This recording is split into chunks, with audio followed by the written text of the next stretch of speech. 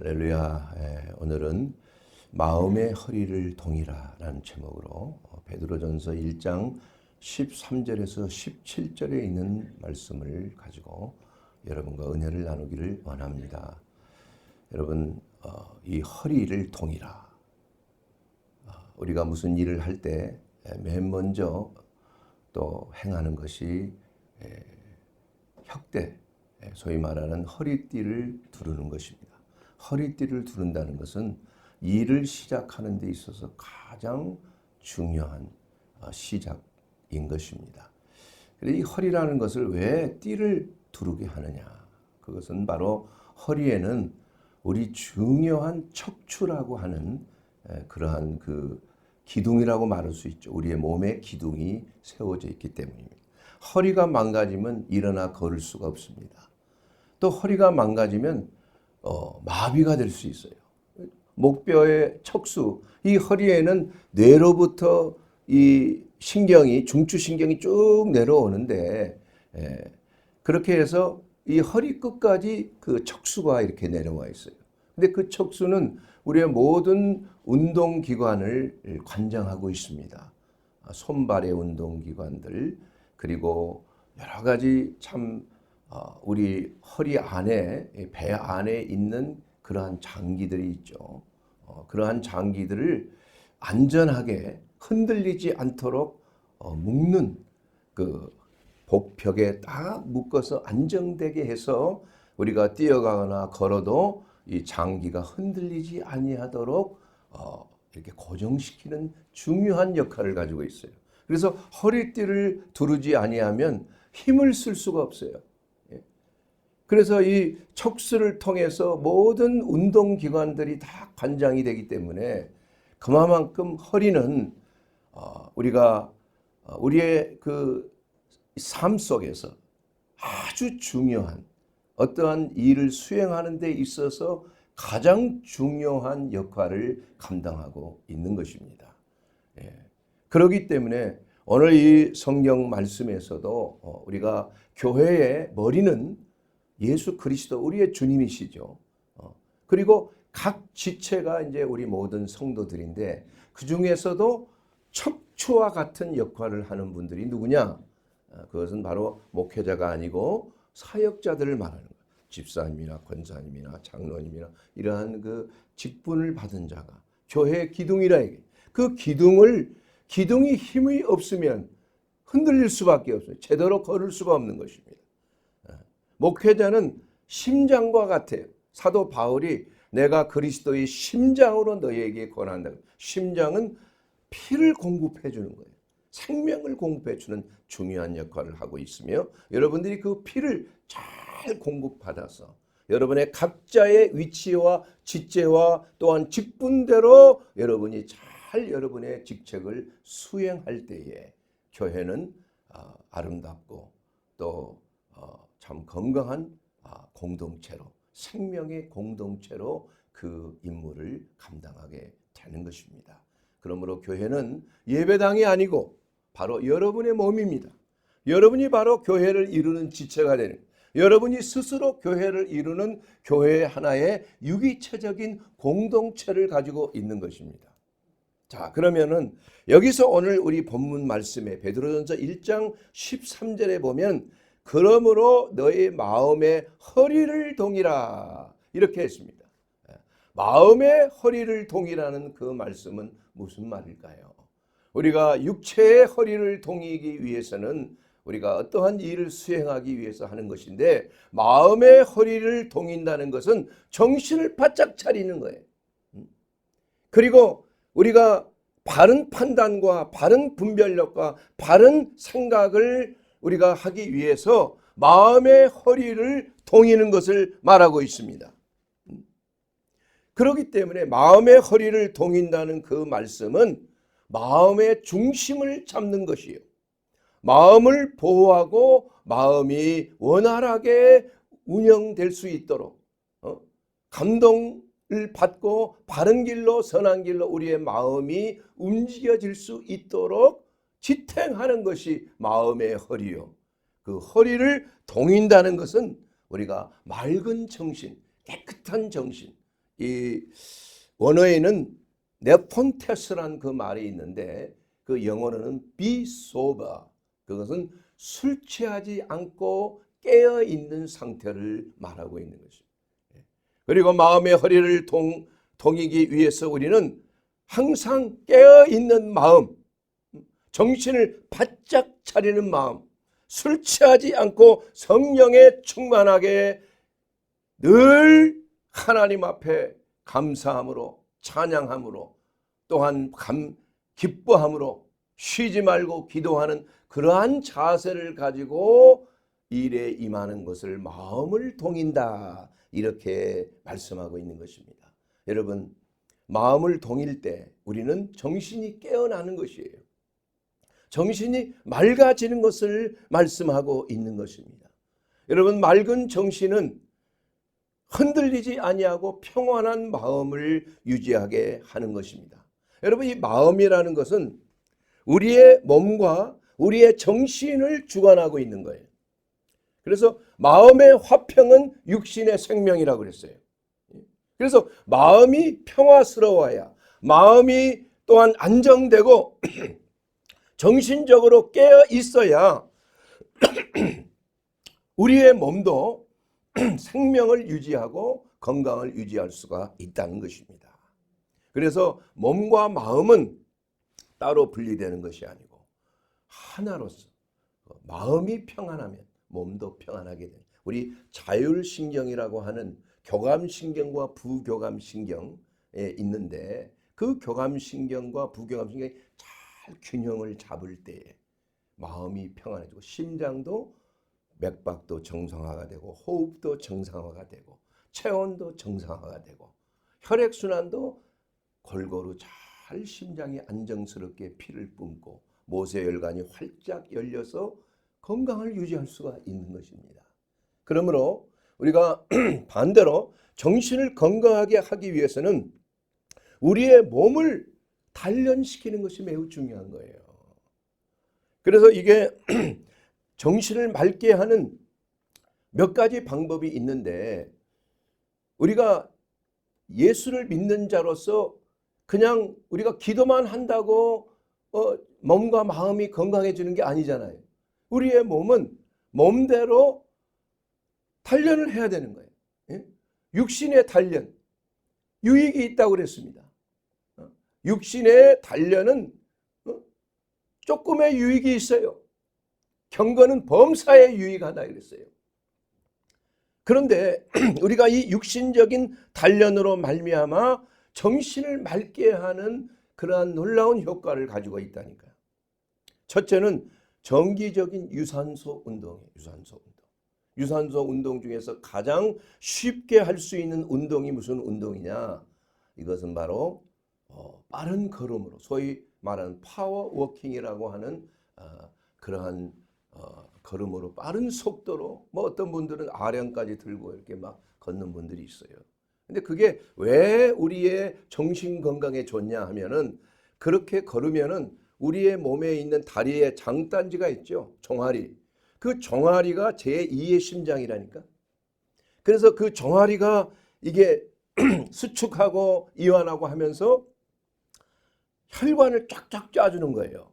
그래서 심장에서 1차로 짜주고 그것이 다리의 종아리를 통해서 2차적으로 짜주게 되면 우리 온 몸에 피가 잘 모세혈관 깊숙이 말초혈관까지 피가 잘 공급이 되는 거예요. 그래서 우리가 그 걷기만 잘해도 건강에 특효약이 될 수 있는 거야. 하나님께서 두 다리를 주실 때는 걸으라고 주신 거예요. 그래서 우리가 걷기만 해도 당뇨병이 낫고 혈압이 떨어지고 여러 가지 모양으로 정신이 맑아지고 뇌혈행 그 속도가 좋아지는 거예요. 그래서 정신이 맑아지는 것입니다. 예수님의 건강법, 예수님이 한 번도 아프거나 누워 계셨다 이런 적이 없어요. 그 예수님은 어떻게 해서 이렇게 건강을 유지하셨는가? 바로 이 걷기 건강법이야. 예수님은 일생 동안 3년 공생애 동안에 복음을 전하러 다니면서 학자가 계산을 해봤는데 총 5,029km를 이동했다고 합니다. 그 성경에 따라서 계산해 보면. 그러면 3년 공생애 동안 한번 내가 계산기를 두드려 봤어요. 뭐 한 50일 정도, 뭐 안식일 날은 많이 돌아다니지 않으실 테니까. 그렇게 따지면은 하루 평균 5km를 이렇게 빠른 걸음으로 다니셨다는 거예요. 여러분 5km를 우리가 달리면은 한 몇 보 되는 줄 아세요? 예? 한 10,000에서 12,000보 정도 됩니다. 그래서 우리가 이 건강의 수칙 가운데서도 하루에 10,000보 걷기 운동, 이게 가장 좋은 운동이에요, 여러분. 다른 운동할 필요 없어요. 예수님의 건강법이야, 그게 바로. 그렇게 해서 예수님은 늘 건강을 유지하셨고 아주 그야말로 3년 동안을 남자로서 더 이상 이렇게 복음을 전하시고 또 뭐 안수해 주시고 또한 귀신을 내쫓아 주시고 그 생명을 마귀를 내쫓아내고 약무리들에게 생명을 부어넣는 그러한 일을 할 수 있는 그 비결이 또한 육체적인 건강을 유지하심으로 인해서 맑은 정신을 유지했다는 것입니다. 또 두 번째는 그 식단이에요. 지중해 식단이라고 하는, 예수님이 사시는 곳이 지중해 아닙니까? 그 지중해 식단의 그 좋은 것이 뭡니까? 그 불포화 지방, 올리브라고 하는 불포화 지방, 이것을 많이 드신 거예요. 그리고 통곡식, 뭐 이게 도정되지 아니하는 통곡식의 빵을 드셨을 거 아니에요. 그리고 뭡니까? 고섬유질, 이러한 음식들을 드셨다 이거예요. 그래서 우리가 건강식 중에서 가장 추종하고 있는, 바라는 그러한 건강식이 바로 지중해 식단을 우리가 늘 우리의 식탁에 차리자. 바로 저포화 지방과 고식이섬유에 대한 식단이에요. 과일과 야채와 견과류와 이러한 위주의 식단을 이러한 매일 섭취하는 것이에요. 오메가3 많이 섭취하고 섬유질 또한 많이 섭취하고 또한 통곡식으로 많은 비타민 종류 무기질을 풍성하게 섭취하는 것. 이거 바로 정신 건강을 위해서 매우 중요한 것이에요. 아침 식사 얼마나 중요합니까? 특별히 수험생들, 학생들, 연구생들, 또 많은 일을 행하시는 분들, 이러한 그 아침 식단을 풍부하게 골고루 잘 먹어야 그 수험생들도 공부를 잘할 수 있는 거예요. 그래서 한 연구 그 기관이 연구를 한 결과에 보게 되면은 아이들이 아침 식사에 불균형적인 이러한 식사를 할 때 그것은 마치 가정이 불화하고 그야말로 참 부모님들과의 관계가 매우 안 좋고 부모님들이 갈라져 있거나 이러한 상황 속에서 생활해서 많은 스트레스를 받는 어린 아이들보다도 더 해악이 있다, 이렇게 말하고 있는. 그래서 아침 식사를 잘 드는 것이 가장 중요한 것이다. 이것이 맑은 정신을 유지하는 것이래요. 이렇게 함으로 인해서 우리는 우리의 몸을 건강하게 유지함으로 인해서 근신하게 되는 그 이유가 될 수가 있는 것입니다. 아무리 우리가 정신을 맑게 해도 우리의 몸이 건강하지 아니하면 정신적으로 지쳐버리는 거예요. 힘이 피곤한 것입니다. 에너지가 나올 수가 없어요. 그래서 두 번째로는 바로 맑은 정신을 가지고 근신함으로 인해서 왜 그렇게 해야 되느냐? 우리가 정신이 맑아야 될 이유가 그리스도인으로서 뭐 때문에 그렇게 하느냐? 그것은 바로 하나님의 선하시고 기뻐하시고 온전하신 뜻을 밝히 분별하기 위해서 하는 거예요. 우리가 살아가야 될 향방이 무엇인가? 무엇이 바른 길이고 무엇이 옳은 길이고 무엇이 우리에게 유익한 길인 것인가? 이것을 우리가 깨달은 거, 이것이 바로 근신의 목적이 된다 이겁니다. 바로 로마서 12장 2절 말씀을 보게 되면 너희는 이 세대를 본받지 말고 오직 마음을 새롭게 함으로 변화를 받으라. 이 세대를 본받지 마는 것, 이것이 바로 근신함의 목적이에요. 왜 깨어 있어야 되는 거야? 너무나 사기꾼들이 많아. 너무나 이단들이 많아. 너무나 미혹되는 도적들이 많다 이게. 우리의 정신을 도적하고 생각을 도적질하고 우리 자신을 잘못된 길로 미혹하는 자기의 유익을 위해서 그러한 영적인 존재들이 많고 그러한 사람들이 많이 있다는 것이에요. 그렇기 때문에 이러한 미혹에 빠지지 않기 위해서는 이 세대의 사조를 본받지 말란 얘기예요.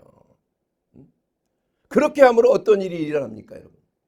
하나님의 선하시고 기뻐하시고 온전하신 뜻을 우리는 분별할 수 있게 된다는 거예요. 그러면 이 시대의 사조는 어떠한 사조인가? 이 시대의 흐름의 사조, 사상적인 흐름이라는 걸 말할 수 있죠. 이것을 바로 포스트 모더니즘적인 사고방식이다. 이렇게 말하고 있습니다. 이것이 바로 주류를 이루고 있고 이러한 사조가 인기가 있다 이거예요. 그러면 포스트 모더니즘이라는 게 도대체 무엇을 말하는 것인가? 여러분, 포스트 모더니즘이라는 것은 모더니즘은 근대주의를 말하는 것이요. 포스트라는 것은 후를 말하는 것이죠. 후. 그러니까 근대주의의 특징은 모든 것을 이성적이고 관념적이고 합리적으로 판단하는 거예요. 인간의 이성을 중요하게 여기는 거예요. 그런데 이 포스트 모더니즘의 이러한 세상은 이러한 인간의 이성적으로 이렇게 딱 어떠한 단어라든지 남자와 여자 이런 것들을 딱 구성하고 그 단어 자체를 해체시키려고 한다 이거야. 그래서 생각은 자기 생각하기 나름이다. 진리라는 게 생각하기 나름이지 진리는 불변이 아니다. 진리는 상대적이다. 이렇게 그 포스트 모더니즘은 생각을 하는 거예요. 여러분은 어떻게 생각하세요? 그리스도인으로서. 진리는 어제나 오늘이나 영원토록 동일하신 예수 그리스도의 말씀, 그 내가 길이요 진리요 생명인데 그 진리는 변함이 있습니까? 변함이 없는 것이 진리예요.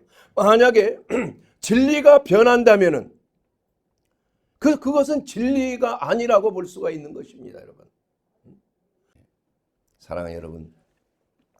그래서 이 사도 바울은 이러한 혼란을 막기 위해서 빌립보서 4장 8절에 이렇게 말씀하고 있습니다. 형제들아, 무엇이든지 참되고 무엇이든지 경건하고 무엇이든지 옳고 무엇이든지 정결하고 무엇이든지 사랑할 만하고 받을 만하고 무엇이든지 칭찬받을 만하며 무슨 덕이 있든지 무슨 기림이 있든지 이런 것들을 생각하라. 그렇게 하면서 자, 그러면 무엇이 옳은 것입니까? 무엇이 바른 것입니까? 무엇이 경건한 것입니까? 이것을 구분하는 기준에 대해서 말씀하기를 빌립보서 4장 9절에 너희는 내게 배우고 받고 듣고 본바를 행하라 이거야. 바로 사도인 바울이 예수 그리스도로부터 받은 진리의 말씀을 전하고 그것을 듣는 너희들이 내게 배우고 받고 듣고 본바를 그대로 행하는 것이라. 이것이 바로 경건한 것이요 사랑받을 만한 것이요 이것이 바로 기뻐할 만한 것이요 칭찬받을 만한 것이다 이거예요. 이것이 바로 진리 가운데서 너희가 행할 근본적인 가르침이다 이겁니다. 바로 하나님의 말씀을 가르치는 거예요. 이것이 근본 진리라는 거예요. 여기에 따라서 우리의 인생의 다림줄이 세워지느냐 아니면 좋은 생각, 좋은 뜻, 좋은 철학, 세계적인 어떠한 흐름과 사조를 다 끌어모아서 짬뽕을 만들어서 내가 이 세속적인 것에 맞게끔 살아가는 것이 옳은 것이냐? 아니라는 것입니다, 여러분. 이것을 우리가 투철하게 선을 그어주는 것이 바로 성경적인 가르침이야. 너희는 이렇게 살라는 거야. 이렇게 해야 너희가 행복해질 수가 있고 너희에게 영생이 있다고 성경은 말씀하고 있는 것입니다. 무릇 지킬 만한 것보다 내 마음을 지키려고 했는데 무엇을 지킬 것인가? 여러분, 여러분의 마음을 어떻게 지킬 것입니까? 무엇으로 지킵니까? 마음을 꽉 닫아놓으면 쇄국 정책처럼 이게 그런 것입니까? 그게 아니라는 거예요. 여러분의 마음을 지키는 것이 무엇입니까? 바로 잠언서 4장 20절에 나와 있는 겁니다. 내 아들아, 내 말에 주의하여 내가 말하는 것에 내 귀를 기울이라 이거야. 그것을 내 눈에서 떠나지 말게 하라 이거야. 내 마음속에 지키라. 무엇을 지킨다고요? 하나님의 말씀을 지키는 거야. 그것이 바로 그것을 얻는 자에게는 생명이 된다. 그리고 온 육체의 건강이 됨이니라. 여러분, 마음을 지킨다는 것은 하나님의 말씀을 내 마음속에 받아들이고 그대로 행하는 것입니다. 이것이 마음을 지키는 것이라니. 여러분 이해가 되세요? 이것이 우리의 삶의 건강하고 행복한 삶, 영원한 천성을 향한 삶의 기본이라 이거야. 여러분이 배운 것이 무엇이 있든지 간에, 여러분의 생각이 어떤 생각을 가지고 있든지 간에, 좋은 어떠한 교훈이 있든지 간에 이것이 바로 하나님의 말씀이 모든 판단의 시금석이야. 기준이 된다 이게 기준이. 그래서 그 기준에 맞지 아니하면 그것을 과감하게 버려야 되는 거야. 이것을 보고 뭐라 그러냐? 회개라고 하는 것입니다. 회개라는 것은 하나님의 말씀에 따라서 내 삶이 조명을 비춰주는 거예요. 말씀 앞에 있으면 내 삶의 모든 행태들이 다 드러난다니까. 말씀의 거울로. 그렇게 되면 아하, 과거에는 그런 게 없었으니까 무엇이 옳은지 그른지가 없다 이거야. 내 양심도 이미 오염이 되어 있기 때문에 판단 기준이 흐르다 이거예요. 흐리다. 자, 그렇다면 여러분의 인생 속에서 그 말씀의 다림줄이 여러분의 인생의 시금석이 된다면, 다림줄이 된다면 그것만큼 쉬운 게 어디 있어요, 솔직히. 곧 여러분 노력할 필요가 없습니다. 하나님 말씀 묵상하고 하나님 앞에 기도하면 아, 이것이 옳은 것이다 가르쳐 주시는 거예요. 이렇게 하지 말라고 가르쳐 주시고 이렇게 하라고 가르쳐 주시는 거예요. 그대로 행하면 너 온 육체의 생명이 되는 거야. 내 마음을 지키게 되는 거야. 사단이가 그 마음을 미혹하지 못한다니까. 마귀가 가룟 유다에게 예수를 팔 생각을 집어넣었더니 이 유다가 그 짓을 한 거 아니에요. 결국 인생을 망가뜨린 거 아닙니까? 영원한 형벌에 들어간 거 아니겠습니까? 그러나 성령께서 그 유다의 마음을 주관했더라면 유다야, 그건 네가 죽을 일이야. 절대 그렇게 하지 마. 그렇게 하나님의 말씀이 유다의 마음을 지켰더라면 유다는 타락하지 않았을 것입니다. 그러나 유다는 이미 영혼이 팔린 상태야. 마귀의 자식이 되었어. 너는 처음부터 마귀야. 이렇게 된 사람은 얼마나 불행한 일입니까, 여러분? 그러나 우리는 감사하게도 하나님께서 우리를 피값 주고 샀기 때문에, 하나님의 성령을 우리 가운데 두셨기 때문에, 하나님의 말씀이 우리 가운데 들려오고 그 말씀이 우리의 삶에 가장 귀중한 다림줄이 된다 이거야. 잣대가 된다 이겁니다. 그러니 얼마나 감사하냐 이겁니다. 그래서 우리가 근신하는 마음은 바로 하나님의 말씀을 내 마음판에 새기면서 그 말씀 안에서 깨어 기도하며 아버지의 선하시고 기뻐하시고 온전하신 뜻을 분별하여 그 뜻을 이루는 삶을 살 때에 여러분의 영혼이 잘 되고, 그리고 나서 범사가 잘 되고, 그리고 나서 강건하게 되는, 그야말로 하나님의 풍성한 생명을 누리는, 생명을 누리되 더욱 풍성하게 얻게 되는 우리 그리스도인의 풍성한 은혜로운 삶이 되는 줄로 믿습니다. 이것을 하나님께서 주시기 위하여 너의 마음을 동이라고 그러는 거예요. 너의 마음의 허리를 동이라. 두 번째로는 마음의 허리를 동이는 자세는 청지기의 자세가 됩니다. 청지기. 여러분, 예수님께서 누가복음 12장 35절에 이렇게 말씀하셨어요. 주인이 혼인잔치에 참여했다가 밤늦게 들어올 거야. 그래서 35절, 12절, 35절에 12장 35절 누가복음 허리에 띠를 띠고 등불을 켜고 서 있으라. 이렇게 말씀하고 떠나는 거예요. 너희는 내가 다시 올 거야. 아마 늦게 올지도 몰라. 그러니 너희의 마음의 허리를 동이고 허리에 띠를 띠고 등불을 켜고 내가 올 때를 기다리고 있으라. 그렇게 해서 주인이 밤늦게 오늘은 주인이 안 오실 모양이 거기서 주무시고 오실 것 같아. 그래서 다 들어가고 잠을 자고 있는데 문을 둥둥둥둥 두드린다 이거야. 그때 깨어있는 종은 복된 종이라. 칭찬받는 종이야. 그렇게 해서 주인께서 많은 일을 맡긴다고 이렇게 성경은 말씀하고 있는 것입니다. 여러분, 마음의 허리를 동이는 그 자세는 겸손한 자세입니다. 청지기로서 주인의 말에 순종하고 수종드는 자세가 되는 것이에요. 그래서 베드로전서 5장 5절에 이렇게 말씀하고 있습니다. 다 서로 겸손으로 허리를 동이라. 하나님은 교만한 자를 대적하시되 겸손한 자들에게는 은혜를 주시는도다. 마음의 허리를 겸손하게 동이고 주님의 말씀에 순종하여 섬기는 자는 겸손한 자요 은혜를 받는 자가 된다 이겁니다. 하나님의 능하신 손 아래서 겸손하라. 때가 되면 너희를 높이시리라. 여러분, 낮아지면 높아지는 거예요. 하나님이 높이시는 거예요. 그래서 스스로 겸비하는 자세. 그 겸비라는 것은 굴욕적으로 굽신굽신거리라는 얘기가 아니에요.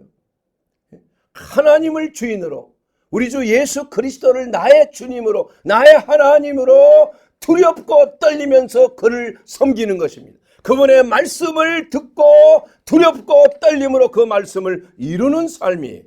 이것이 바로 청지기의 삶이요 마음의 허리를 동이는 삶이 되는 줄로 믿습니다.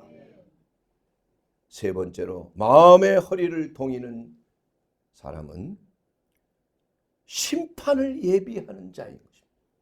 주님의 심판이 있어요. 우리 믿는 자들이 다 받는 심판이 있다니까.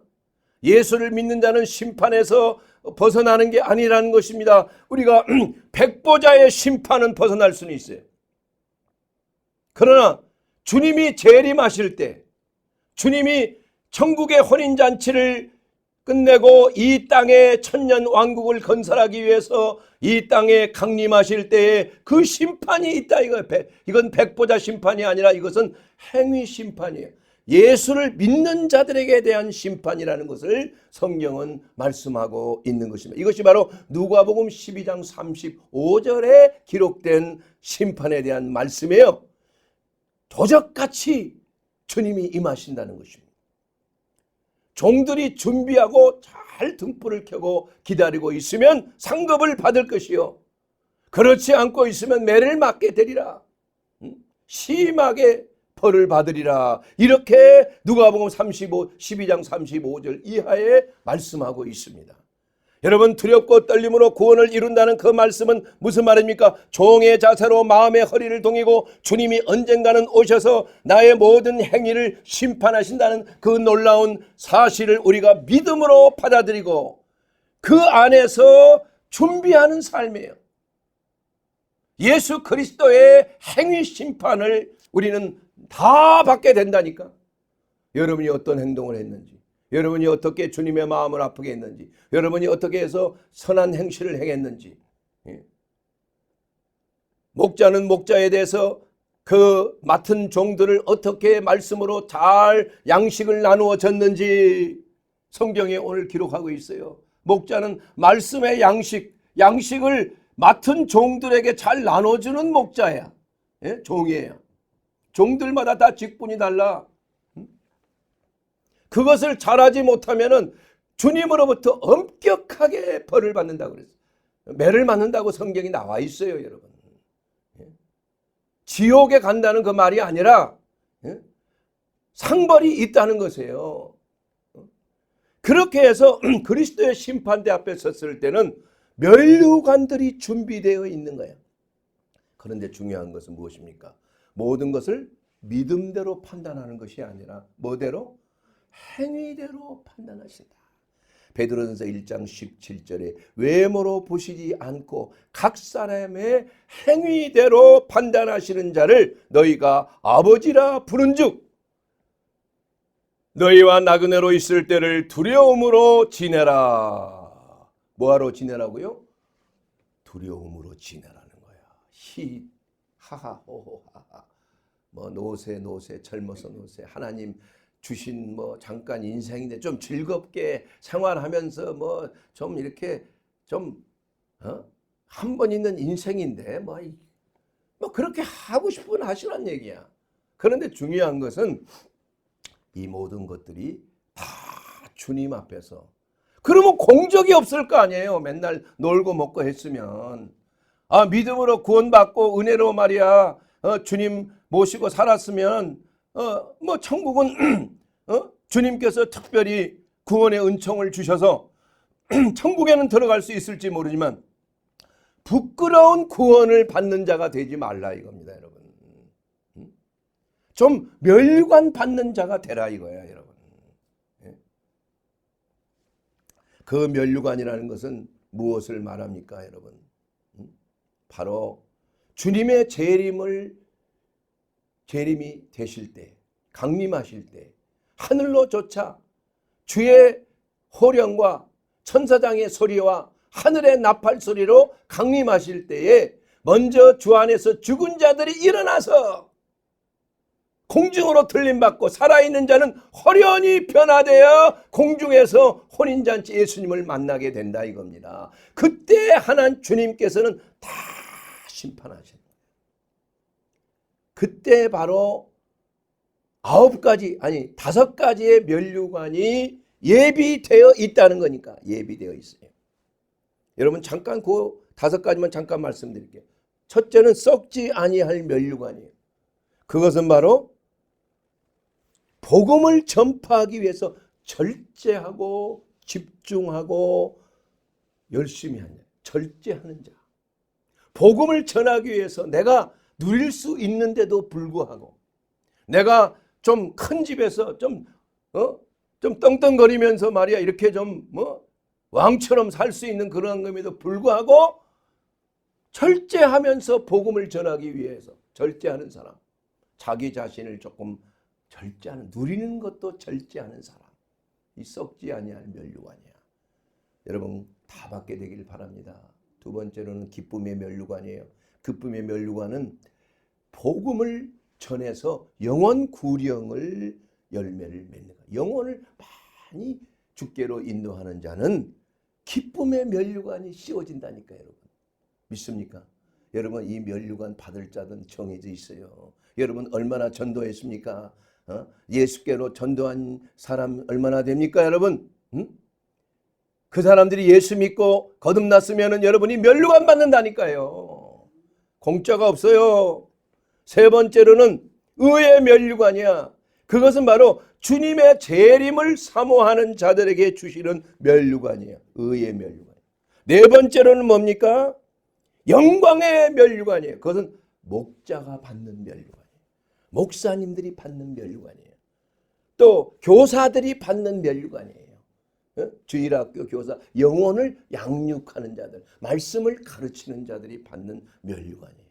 이것을 잘 가르치고 양식을 잘 나누는 자에게 영광의 면류관이 예비되어 있는 거예요. 이 정도 그것을 바라보고 있는 거예요. 그래서 열심을 품고 준비해서 여러분들에게 말씀을 나누는 그러한 그 사역을 하고 있는 거 아닙니까? 영광의 면류관을 받고자 그런 사역을 하는 줄로 믿습니다. 5번째로는 생명의 면류관이야. 죽도록 충성하는 겁니다. 순교자들이 받는 면류관. 또한 순교에 합당한 그러한 고난을 겪은 자들이 받는 면류관이 생명의 면류관입니다. 이 5가지 면류관, 여러분 저와 여러분이 각자에게 주신 면류관이 예비되어 있는 줄로 믿습니다. 아직 그것을 받지 않았지만 여러분이 그것을 받기 위해서 여러분 전심으로 두렵고 떨림으로 열심히 노력해서 여러분이 노력이 필요한 거예요. 여러분이 애써서 그것을 행해야 되는 거예요. 행위는 애를 써야 되는 거예요. 공짜가 없어요. 자기의 노력이에요. 피땀을 흘려야 되는 것입니다. 열심히 교회에 봉사하셔요. 공짜가 아니라니까요, 그게. 열심히 숨겨져 작은 심령으로 여러분 헌신해 보세요. 생명의 면류관이 오는 거예요. 열심히 주일학교에서 말씀을 어린 양들에게 가르쳐 보세요. 영광의 면류관을 받는다니까. 열심히 전도해 보셨어요. 여러분 의의 면류관, 기쁨의 면류관, 그 영원 구령의 면류관은 기쁨의 면류관이야. 썩지 아니할 면류관 다 받게 되는 줄로 믿습니다. 마지막으로 여러분, 마지막 때를 마음의 허리를 통이는 자는 경건한 두려움으로 지내는 자인 것입니다.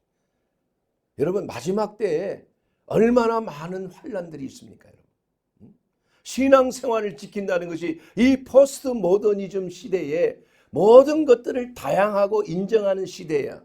그래서 내가 예수를 믿는 것만이 진리라고 고집하는 것은 꼴통이야.